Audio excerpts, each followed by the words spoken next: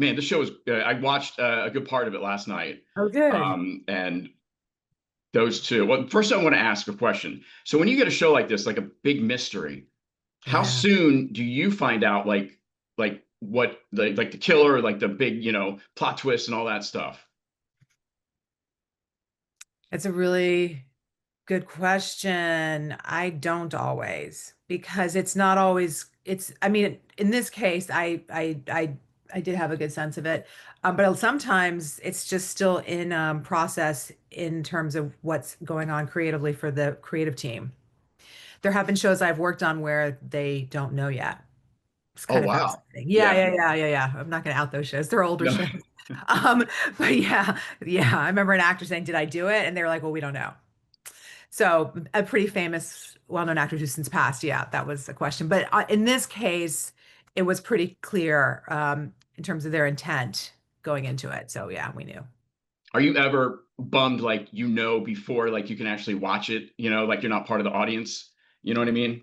Yeah. I mean, on certain shows, if I can not see like the last two episodes, like not really digest the last two episodes, but it's really hard to do that because you really need to, know the whole world of it. So yeah, I know it's a total bummer. Yeah. But the exciting part is the ride you get to take. I mean, that's for me the beast right now is just watching the ride and being like, it's um it exceeds expectations. Yeah. Yeah. I mean, oh man, the cast, especially like Matthew Rhys and Claire Danes, I know. uh, uh he is so like sickly charming here. He's got these Yes. eyes that are like looking at kind of you on the screen, and but they're oddly vacant, and I don't know how he does it. I'm an actor too, and I'm just like, good Lord.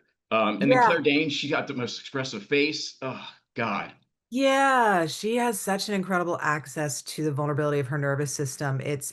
She's so well anchored that she can emotionally go anywhere. So finding somebody that can do the dance with her that way and be a partner as she does that, that also was, I think, part of the challenge and part of the beauty of what Matthew can do because he's out there in the water right there with her, buoying around, buoyant through his emotions. And yeah, I think it's really one of the things I love about him is the charm and the charisma.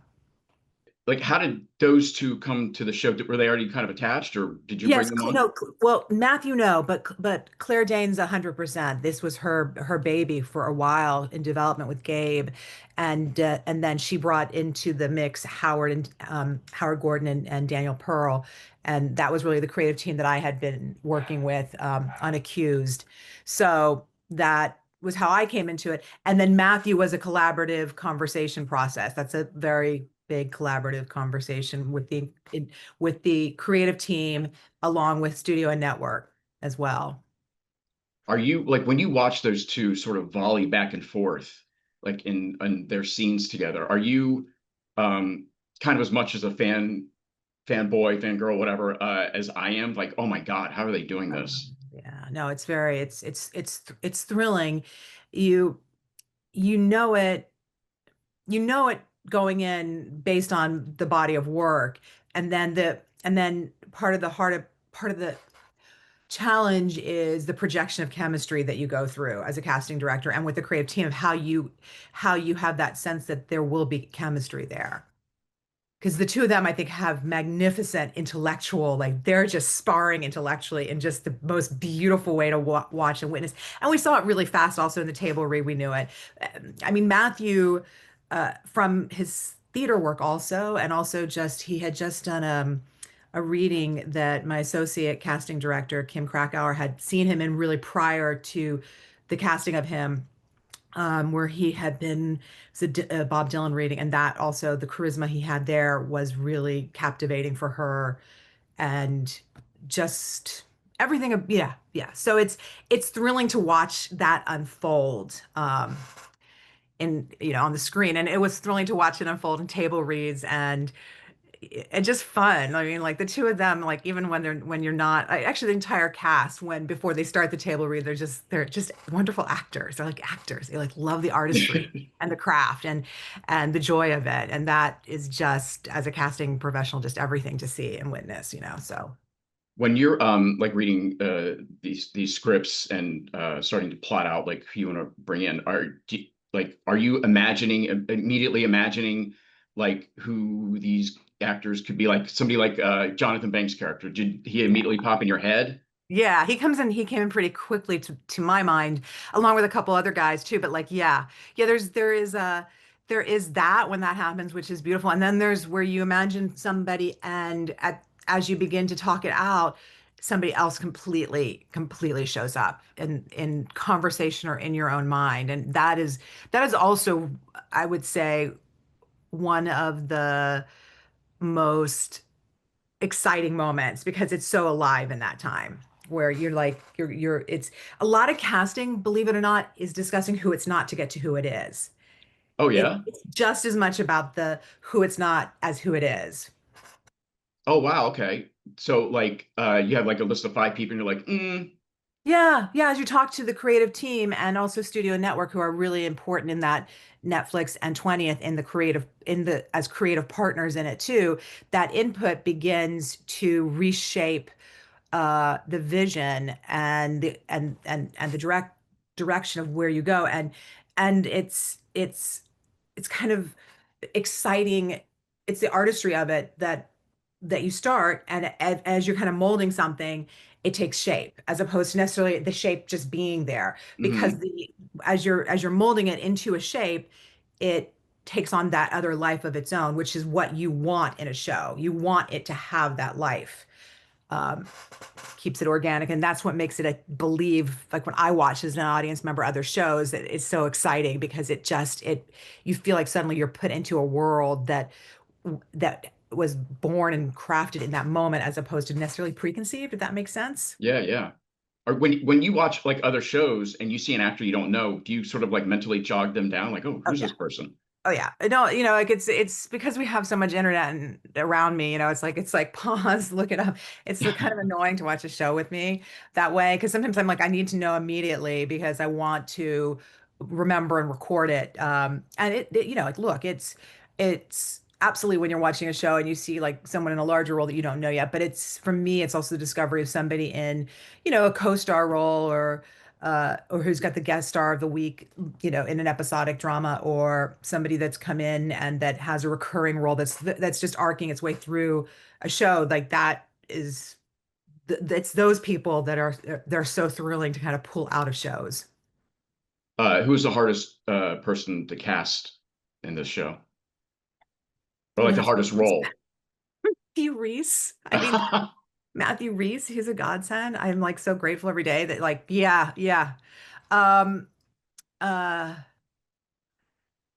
Other than Matthew, I mean, Niles was so everything because he was the other anchor of the show to like build the rest of his world out from there. You couldn't really know who the wife, what you couldn't know anything until you had that piece of the puzzle Mhm. really solidified to build out the rest. And then who else after that? But he was that I guess it's the challenge of that is you just that is where the show kind of stays on track or goes off track in that moment, you know. Um, what I'm trying to think, there are other ones. I think, there's everything is challenging in its own way because it's all in relationship to the choice you make. So one choice affects the next choice, affects the next choice. So you're always keeping that in mind and also constantly pulling back to look at the whole picture so that you're telling stories immediately by the presence of somebody that when they come on screen. It's like the moment an actor walks on screen, they tell a story. And Mhm. so that's that intentionality of what we do is in the casting side of it, and what the director, writer, and producers are all doing as well. And we also have really beautiful checks and balances again with like, the our partners at studio and networks too, which is really exciting when, it's a constant building out of a world. And as it's unfolding in the writing process, because not all the scripts were delivered right at the beginning. So you're going along, you have lots of time, and then suddenly something has shifted that they're finding that shifts how they're writing and that takes their process a little longer. And then so it's that is, I think, the other really challenging aspect of the work that we do that I do is that you suddenly are like, okay, I can cast this show in 2 days as opposed to the 2 weeks we thought we had. Wow. Yeah, and then Wow. wardrobe, wardrobe is calling, and so like because really my department starts the train for every other department. Like so like I'm literally sitting here waiting to finish my deals so that every other department can get to work. So, I just thought like, so when you say, yes, I will cast this, and they say, all right, start, are you like, how many are you like putting in like long hours and days and all that? It's like, what's your sort of like Yeah. workload? Yeah, no, it's heavy. It's really heavy. And on a limited, on a series like this, it's extraordinarily heavy because, especially in the very beginning, because you're building out the world again. Even looking for one role, basically you wake up, you kind of wake up and you go to sleep with it. It's kind of wild that way. With it, you just have to really be intentional about time to like come up for air, breathe, see the light, go outside, touch some earth. It is you get, you start usually with about 10 weeks and there's usually a little push that comes in that gives you a little bit more time because they quickly realize that it's hard to do this in just 10 weeks nowadays. You're making a little movie and in the first episode, and then you're making basically six significant or seven other movies that follow that. So and because you're looking at a show where you're stacking up characters, you're building out that world, and that does take a tremendous amount of energy and time and navigation, and again, like until you know who's playing his wife, then you don't necessarily know who this other character, so it's this constant, it is like Yeah. painting in that way. You're constantly pulling back and looking at it and having those conversations, and meanwhile your creative team is scouting, they're doing everything under the sun, so they're also really busy, so you have to put everything in front of them and take into account their time. Like, what's your advice to actors right now? Like I said, I'm an actor. It's kind of hard out there. I have friends who are actors and, trying to struggle to even get an audition right now. What's your sort of lay of the land, on your end? I do believe in terms of work that there's more work coming down the pipeline, so to speak. I think that what's really crucial for all of us, because it's the same in my profession as well, is to take incredible care of ourselves during this time period. I think especially the nervous system, which I'm somewhat obsessed with, so that when the work comes, we're in shape for it, so to speak, and we don't get worn down by the stories that are kind of relevant in our culture around work right now in the industry itself. Because while there's truth, and I don't want to bypass any of that and the struggle of that, and being in touch with all that, the more internalized that becomes, the harder the comeback for the individual is. So I believe firmly in um, figuring out what else we do in the meantime, and then staying in the best emotional shape so that we're ready when that role, that job for me comes along, so that I can be as present as possible because the in between time hasn't taken the toll on my, on my ability to and to show up, because it's all going to be about the courage to show up next constantly. So it's like, Yeah. how do I continue to navigate what I'm going to need to have the courage to show up? Because, I think at the end of the day, on my end, that's what creates presence, and that's what I respond to, whether that person is right for the role that they're reading for or not always relevant, but that they'll be right for something else down the line with me and what I work on. Because a lot of the people, watching that show, I'm like, wow, besides the fact they've done other shows and other series with me, actor-wise, a lot of those actors I've seen over the past 5 years, during COVID on tape. So and I didn't have the opportunity to cast. So it was really thrilling to have the opportunity to cast them in The Beast in Me. Speaking on tape, like what your self tape, I'm sure you watch a million of those. Like, Yeah. do you have any like sort of tips or advice for to help out? Although you see me shake my head, no, yes, of course. I mean, I do and I don't, like, because I think that again, it gets really heady in that way. Because I think again, it's like it is really checking in with our nervous systems so that we're remembering when we go to do the work, what the work is to us, and not the worry about, am I doing it necessarily write in a way that will get me the job. Because like if one is doing the work of the actor and the technical aspects of the self-tape are taken care of, then everything will work. And one does the work as the actor, everyone has a different definition of that. But I will say on a technical front, I think that one of the most important sides of it lately that's been, I would say, challenging constantly to figure out how to support actors in this is the reader. So like who's reading with you does matter in the end. Like it does make a difference in terms of like my my producers who write the shows, they're listening to your lines and also the rhythm of the reader, the sound. And does it like it like again, it doesn't it could still be your parent or even your kid, but like the quality of it just needs to be something that they can hear. Um and the tempo of it, somewhere in the ballpark of the show. So I do feel like the readers make a difference for actors, and sound quality, I think, is the technical thing lately that seems to be bumping everyone. But more than anything, like it really is like knowing what your self tape is, your technical side of it, having it uh, set up in a way that you can step into it. So it's two separate things where you go and do your work, and then you come into your self tape to do your self tape Yeah. is really crucial. Uh, and I would say, you know, not to do 500 takes. Like I really want to teach him like just do three. Just give yourself like a boundary and just practice doing three takes. Because if you're in the room, if you're on the set, that's what it's going to be, and you want to keep yourself in shape for that. Um, and in that same kind of ballpark, don't stop yourself. Like a lot of times, an actor will be like they'll get into it, they'll make a mistake, and they'll be like, okay, I'm gonna go back. Stop. You can't do that on the room. You can't, and you guys all know this. You can't do that on the room, and you can't do it on set. Um, so it's it's literally being like, I'm an actor, I'm going to be on set, I'm going to do my self tape as if the same way people would come into the room, and this way you stay in shape for when that opportunity comes and the role is booked and you're on set.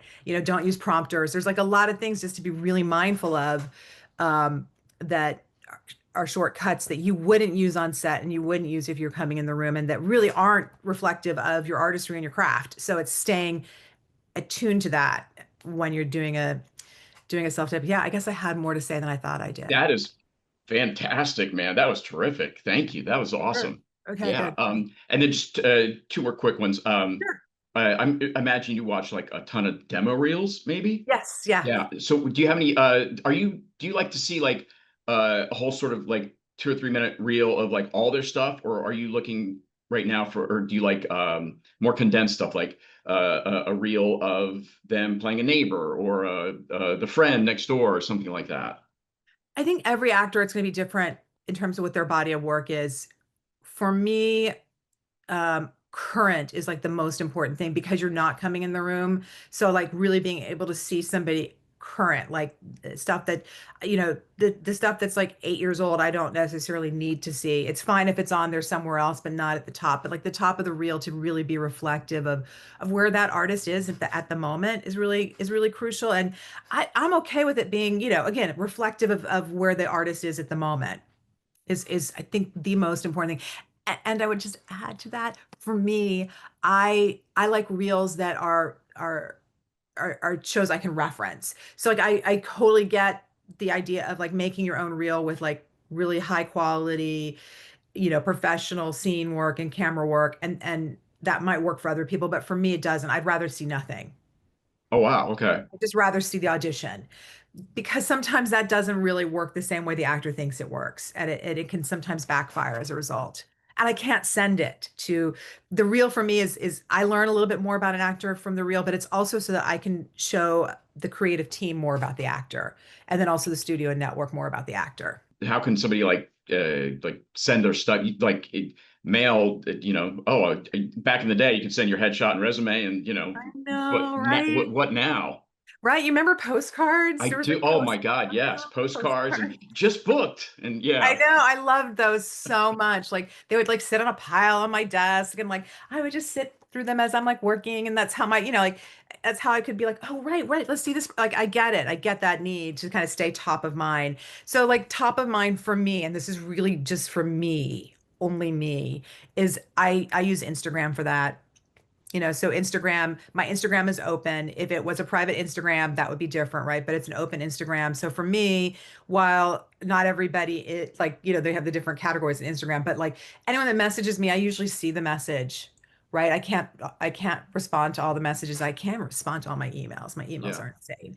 But that for me, Julie Tucker, casting director at Instagram, is basically how I stay in touch with actors and see what they're doing, and it's kind of my version of a postcard, you Or know. maybe somebody like posts their just, hey, I just booked this, and like just put Mhm. your name, your handle on there or something Yeah, instead of DMing you.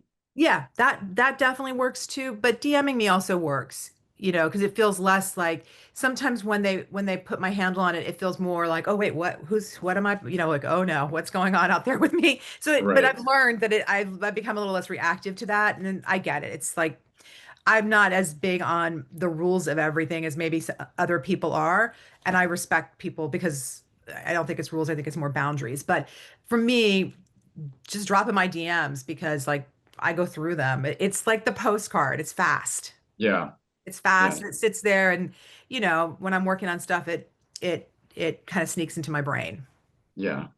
Oh, one more thing. Sure, What of is the course. craziest thing that's ever happened to you in the audition room? I know we don't audition a lot anymore, in the room, but I love finding out these stories. What is the craziest thing? I might have to get back. That's a really. No worry. It's been so, I mean, like even in the self-tape world, like I'm trying to think like what is, I don't, I don't know. Isn't that crazy? Like, it's yeah, there's not really, I mean, I think like, I also like joke about the audition room is what happens there stays there. But yeah, I don't have a big crazy thing. I think the crazy thing for me that happens in the audition room is like the people I meet, the actors that come in, and same thing with self-tapes I see over and I present, and then one day they're so famous I can never even bring them in the room again. You know what I mean? That, Like that uh-huh. that might be the craziest, That's honestly. kind of cool though. Yeah. Right? Like, you like, you look at somebody and I think having now done this for almost like several decades, um, seeing the trajectory of actors' careers is probably, the craziest thing that it's not like I mean, I'm sure the second I get off, I'll be like, oh my gosh, I'll remember this, or like somebody that works with me will be like, remember when that happened? I'm like, oh right. I have a Mm, tendency to block the real crazy, crazy stuff. yeah. I don't blame you. My Yeah. nervous system, speaking of nervous system, it's protective. Yeah. Well, Julie, man, thank you so much for taking the time to Of chat with course. me. I could You. probably literally talk to you all day, Yeah. but No, yeah, right back at you. Appreciate yeah, it. thank you so much, and you have a great rest of your day, and good luck with the pup. Thank you. And good luck with the kitten Thank and the you. 6-year-old. Maybe she'll go. Is 6-year-old? Oh, yeah, but 8 and a 6-year-old. Yeah. 8 and 6-year-old. Okay. Well, hopefully they won't play hooky too much from school. Yeah, right. I But I know. don't blame them. Please. I get it. They're my people. Thanks again. Bye. Bye. Thanks.